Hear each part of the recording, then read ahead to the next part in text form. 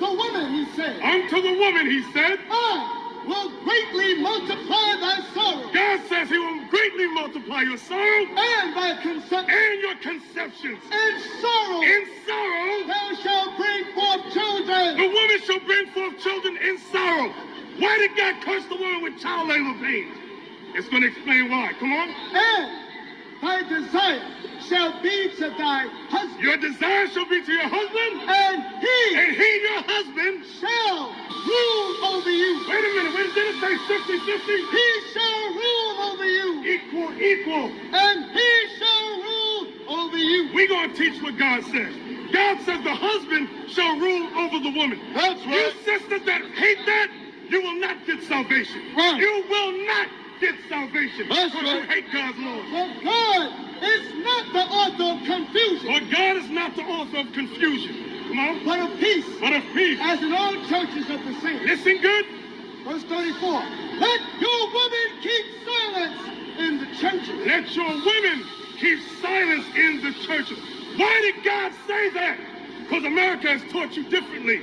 I'm going to give you the analogy. In the garden with Adam and Eve, who did Satan go to? Adam or Eve? He went to Eve and told Eve, you shall not surely die. You can eat of the forbidden fruit. You're familiar with that. Now, let's bring it up to today. Who does the white man go to and tells the woman, you don't have to listen to your man? The Israelite woman. That's right. That's you black women. You're the Israelite women. That the white man's laws have taught you, you don't have to submit to your husband. You don't have to listen to nothing he says. And now you're all on the loose.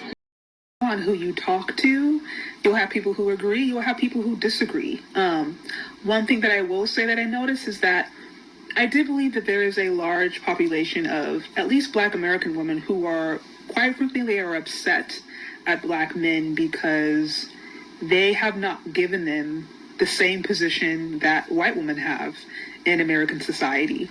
And I think there are these women who are, frankly, they're upset. They're upset that there is not a thriving, quote unquote, Black male patriarchy in the West, like there is a white male patriarchy, right? Where they are the pinnacle of beauty, they're the pinnacle of success, they're the pinnacle of all these things to femininity. I think there are Black women, quite frankly, who are jealous that they don't have that position that white women have in society, and they're resentful. They are resentful at black men that they don't have that place and probably won't ever have that place in the West because they're not meant to.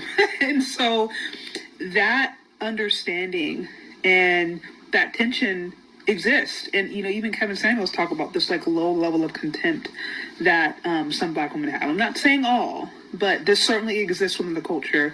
This low level of contempt, this dissatisfaction that how could you have allowed us to get to this place? How could you have allowed us to be here, to be struggling with these things? Like, you're supposed to be men, you're supposed to figure this stuff out.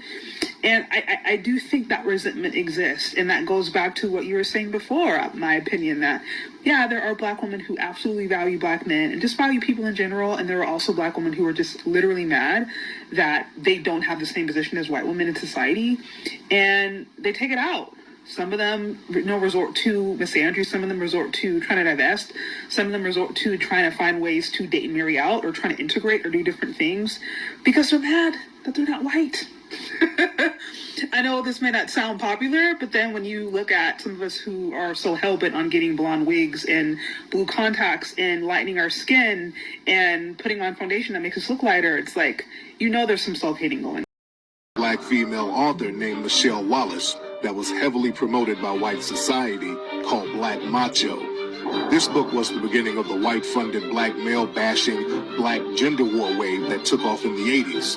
The main person pushing this book was a CIA-affiliated white feminist named Gloria Steinem. So she kind of really objectified and dehumanized Black men in a particular way, but it was a way that was popular that people gravitated toward it.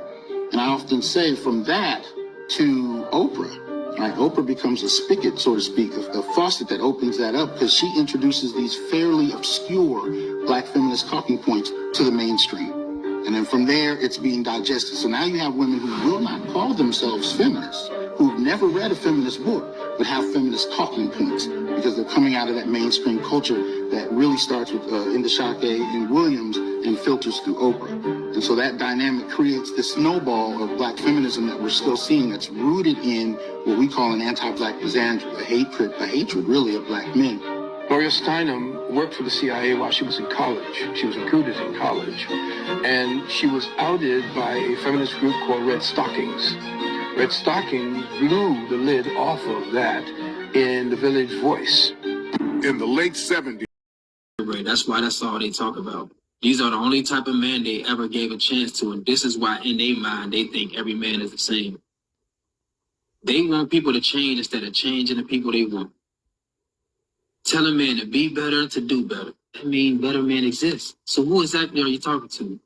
Whoopi and Ray Ray. See, remember, they want the bad guy. They just want these dudes to be good to them. They don't realize that asking for a bad guy means he might just be bad in all aspects. But it's only till they find out the hard way till he become a Pookie and Ray Ray. Then they get a next dude a chance and then the next dude a chance. They want to waste y'all time. They want to sleep with y'all. They want y'all to have their babies. And if you want to punish them, then you just don't do it. They wouldn't even be relevant if y'all didn't do it. But y'all do what y'all want to do, and y'all think that's somebody else's fault. Hey everybody, man, am I so happy for my channel to finally get the copyright strike removed from it so I could be able to post once again on this channel after not doing it in around 3 weeks. And for the most part, this being one of my most popular channels. So all the clips you saw earlier at the very beginning of the video explain in a nutshell some of the reasons why the black woman's hatred for black men is stronger than ever. And I also wanted to give my take on it, both my take and my personal perspective for it or on it.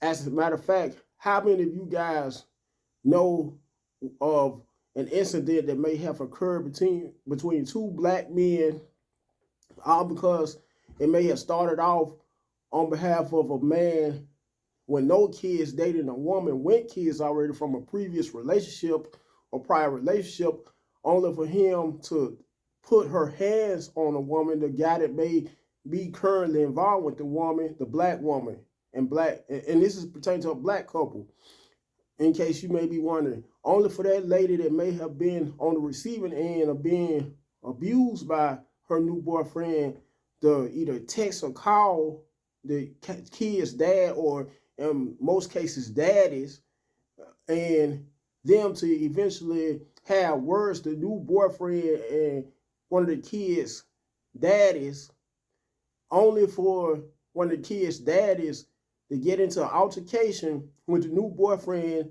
him shoot the new boyfriend, and either the new boyfriend may wind up dead or in the hospital, all because of a black woman.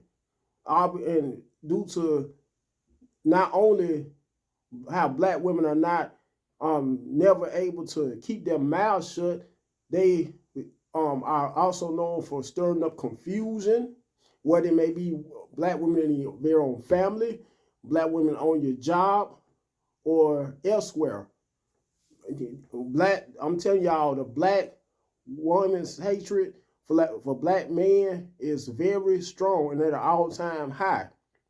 And how many of you know personally of black men, whether you know it or not, that are in the graveyard right now, dead and gone, all because of what a black woman may have said to cause those black men to now be deceased and in a graveyard, to be the victims of black homicide, all because a black woman couldn't keep her mouth shut, and all because of how so many black women, black American women, like to stir up drama, or that if not dead and in the graveyard, then in a hospital, usually, all because of him being involved in an altercation with another black man, all because of what a black woman may have said to stir up the altercation.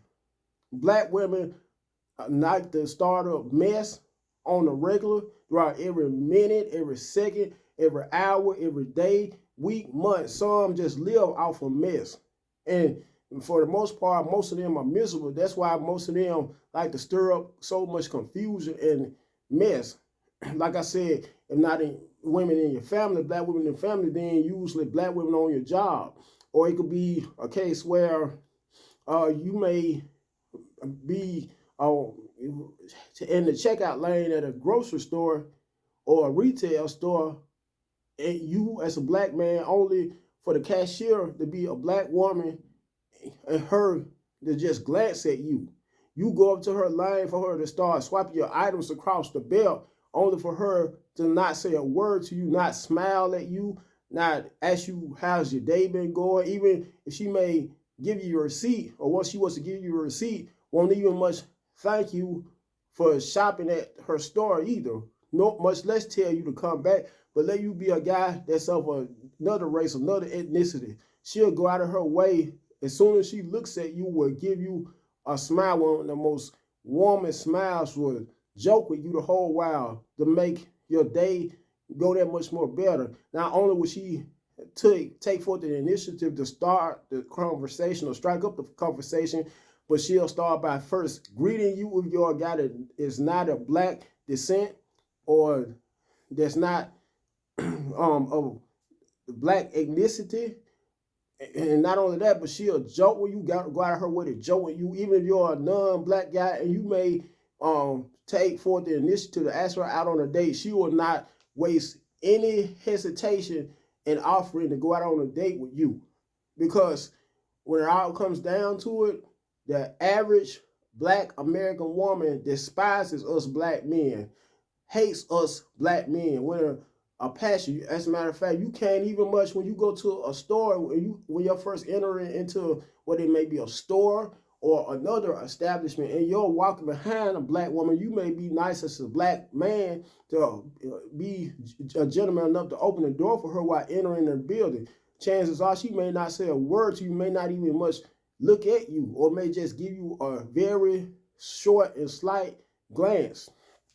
Anyway, some may not on the other hand, some may happen to thank you, but may say it with a very dry and mean tone of voice, but let you be one of those Chads, one of those Bryans. She'll go out of her way to not only thank you, but she'll laugh. She'll go out of her way to strike up a long conversation with you as well. As long as you don't have black skin like she has, she will go out of her way to give you the utmost respect. And I want to add about how another way I want to also mention how black women also hate men in regards to how black men, there's so many black men that may have had kids by black women only to regret having kids by those black women due to so many black guys being in jail on behalf of child support. All because of a black woman taking them to court to pay child support. But let you would have been one of those Chads, us, my fellow black men that may be partaking and listening to this video, that's a deadbeat, that's sorry as hell. She won't have any problem with you being a deadbeat as long as you're not a black man. Let them tell it.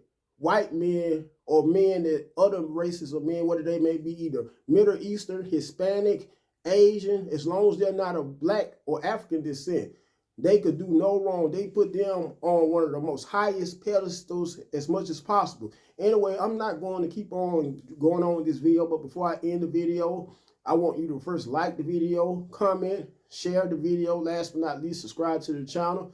Until next time, I hope you guys have a very nice day.